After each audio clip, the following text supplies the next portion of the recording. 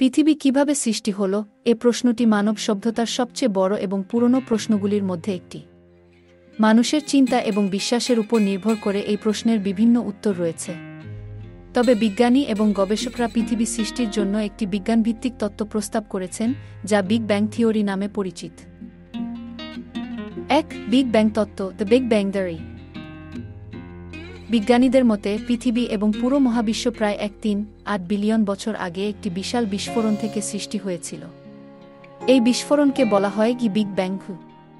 বিজ্ঞানীদের মতে বিগ ব্যাংয়ের আগে মহাবিশ্ব ছিল একটি অতি গরম, ঘন, ছোট পয়েন্টে সংকুচিত। এটি এক ধরনের সিঙ্গুলারিটি বা একটি অসীম ঘনত্বের স্থান ছিল, যেখানে পদার্থ, শক্তি, স্থান এবং সময় সবকিছু একত্রিত হয়েছিল। ২. বিগ ব্যাং এবং মহাবিশ্বের বিস্তার। বিগ ব্যাং হওয়ার পর মহাবিশ্ব দ্রুত বিস্তার করতে শুরু করে। এই বিস্তার ঘটতে থাকে এবং সেই সাথে মহাবিশ্বের বিভিন্ন উপাদান যেমন গ্যাস, ধূলিকণা, জলীয় বাষ্প ইত্যাদি একত্রিত হতে থাকে। এটি প্রায় ৩০০০০০ বছর পরে ঠান্ডা হয়ে গিয়ে প্রথম সাধারণ পদার্থের সৃষ্টি ঘটায়। ৩. পৃথিবী এবং সূর্যের সৃষ্টি। এখন পৃথিবী কিভাবে সৃষ্টি হল? বিজ্ঞান অনুযায়ী পৃথিবী সৃষ্টি হয়েছিল প্রায় ৪-৫ বিলিয়ন বছর আগে। এটি সূর্য থেকে বেরিয়ে আসা একটি ধুলোমাটি এবং গ্যাসের মেঘ থেকে গঠিত হয়েছিল। সূর্য এবং অন্যান্য গ্রহ গঠিত হওয়ার জন্য একটি প্রক্রিয়া শুরু হয়, যা সোলার নেবুলা থিওরি নামে পরিচিত। এই নেবুলা একটি বিশাল ধূলিকণার মেঘ ছিল, যা বিভিন্ন মহাকর্ষীয় শক্তির কারণে একত্রিত হয়ে ছোট ছোট অংশে বিভক্ত হয়ে যায়। এই ছোট অংশগুলি পরবর্তীতে গ্রহ, গ্রহাণু এবং অন্যান্য মহাজাগতিক বস্তুর সৃষ্টি করে।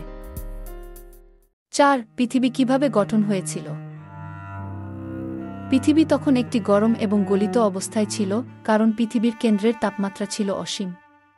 ধীরে ধীরে পৃথিবী ঠান্ডা হয়ে আসে এবং কঠিন ভূত্বক তৈরি হয়। সেই সাথে পৃথিবীতে জলীয় বাষ্প এবং অন্যান্য উপাদান আসতে থাকে, ফলে প্রথম বৃষ্টিপাত শুরু হয় এবং মহাসাগরের সৃষ্টি হয়। এই সময়ে পৃথিবীতে প্রথম জীবনের সূচনা হয়। এই প্রাথমিক জীবন ধারণ করেছিল অণুজীব এবং পরবর্তীতে অন্যান্য প্রজাতি গড়ে ওঠে।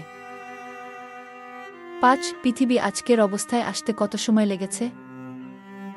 পৃথিবী বর্তমানে যে অবস্থা নিয়ে আছে তা কয়েক বিলিয়ন বছরের বিবর্তনের ফলস্বরূপ।